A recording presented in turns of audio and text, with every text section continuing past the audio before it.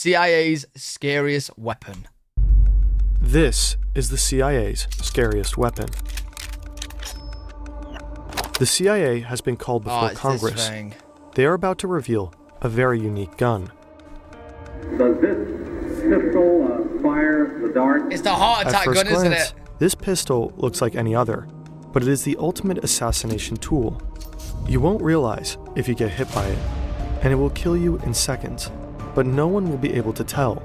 As a murder instrument, that's about as efficient as you can get, isn't it? It is a weapon, a very serious weapon. How did the CIA create this pistol, and how does it work? Yo, I'm telling you, bro, they might have, said they've discarded it or whatever, disposed it. They still got it, bro. I'm telling you right now, they still got that. I'm telling you right now, they still got it. It's the 70s. This scene is a product of 3 events. 1, after enjoying a good image for decades, the CIA turns out to be involved in 2 major scandals. In both, they spied on American citizens. 2, as a result of said domestic spying and public outrage, the church committee is set up.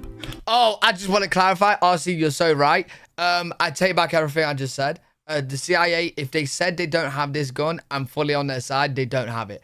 I don't want to end up having a heart attack, tomorrow or something.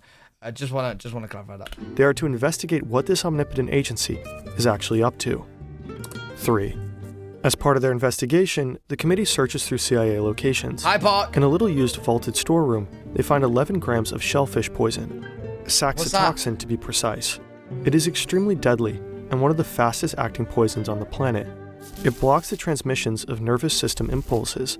With sophisticated equipment, the 11 grams hoarded by the CIA could kill hundreds of thousands of people. Wait, what?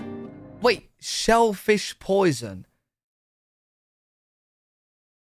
What, so shellfish, if they inject that poison into you, you're dead? Due to this and other findings, the committee questions the agency in various hearings. Most of these are held privately to protect intelligence sources and methods.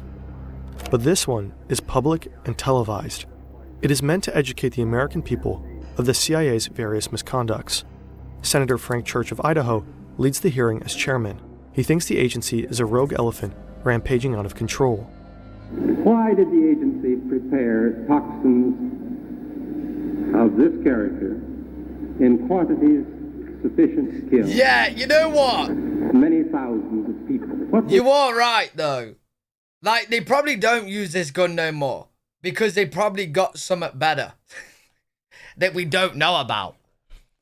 They definitely have something better that we don't know about. Probably where they can just...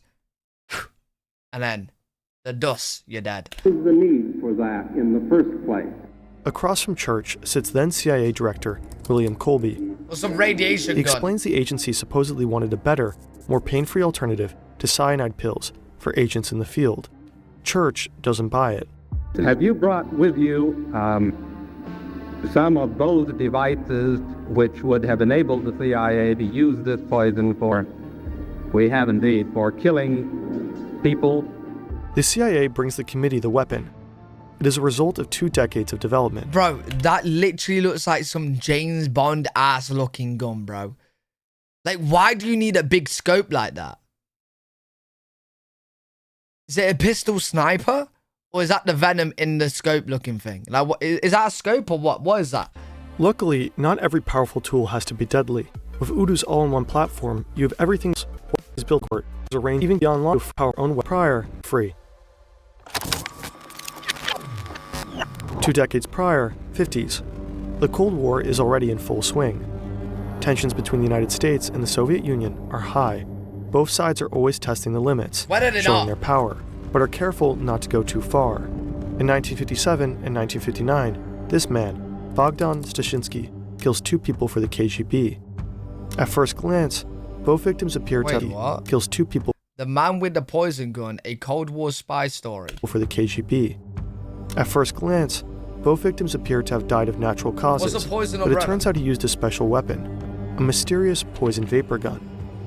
The US becomes aware of these incidents in 1961. It is unclear if the CIA already thought about working on a similar weapon at the time, or if they only started developing one to catch up.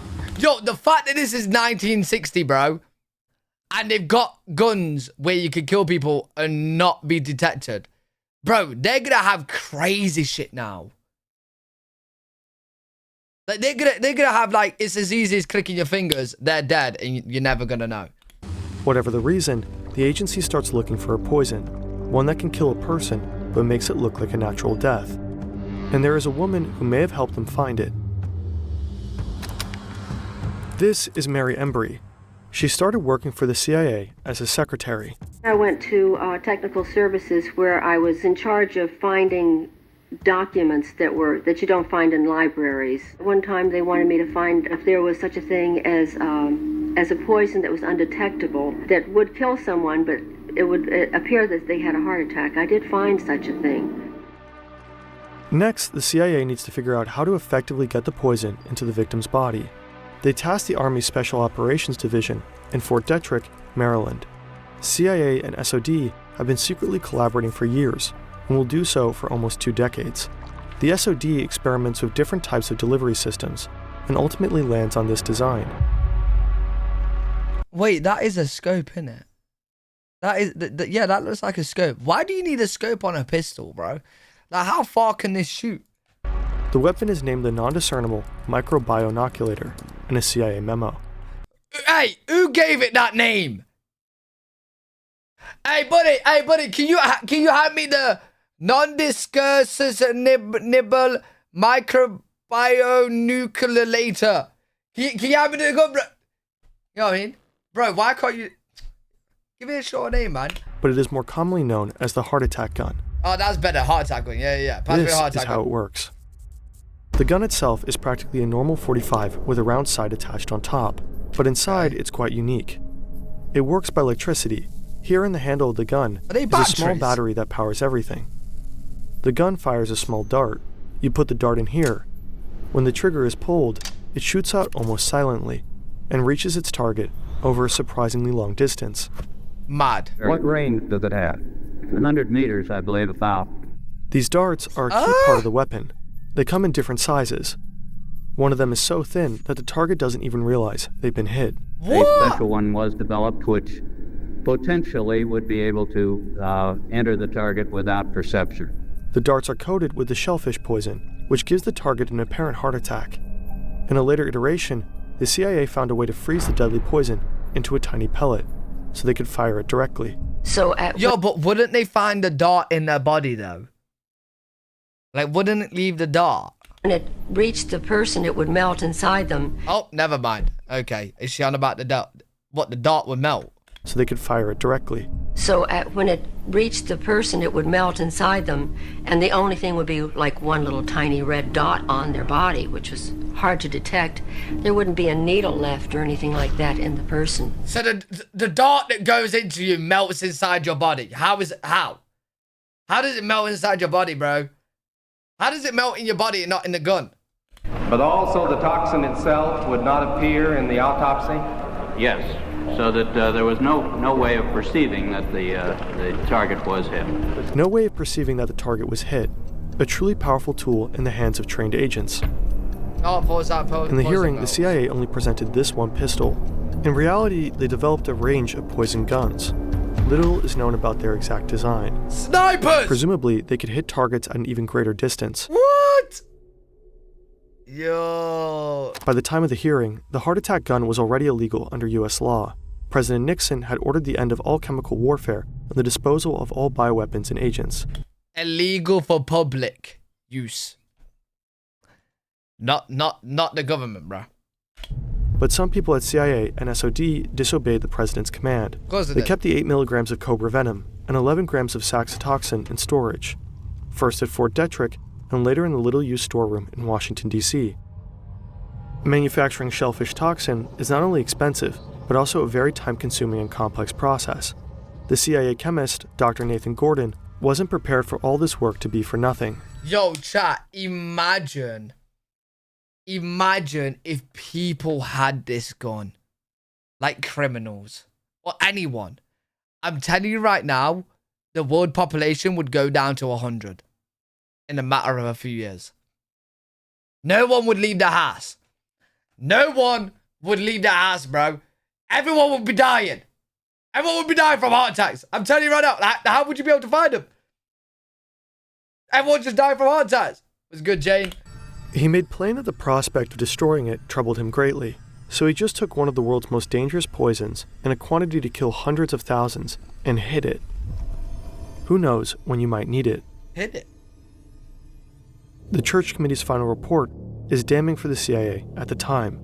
It is over 2,700 pages long and paints a disturbing picture of the Secret Service's operations. Fuck reading that. The report shows that the CIA had planned political assassinations. They orchestrated mind control experiments that sounded like straight conspiracy theories, MKUltra. And in a wild test, they flooded the New York City subway with a harmless simulant. Yo, facts, Becky. Too many. You know when I see anything with many words, bro, I run away. I literally run away. I'm not good with words.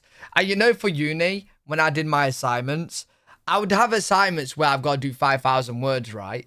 I'd write a few thousand, and then do you know what I did? I copied and paste the word the in front, the and. I would copy and paste the and about 500 times.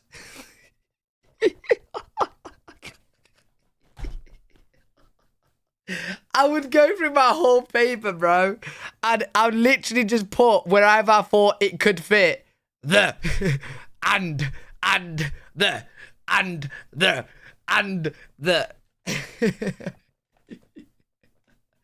And you know how you combine words? So like, for example, like you combined that's, I'd be like, that is. I'll separate it.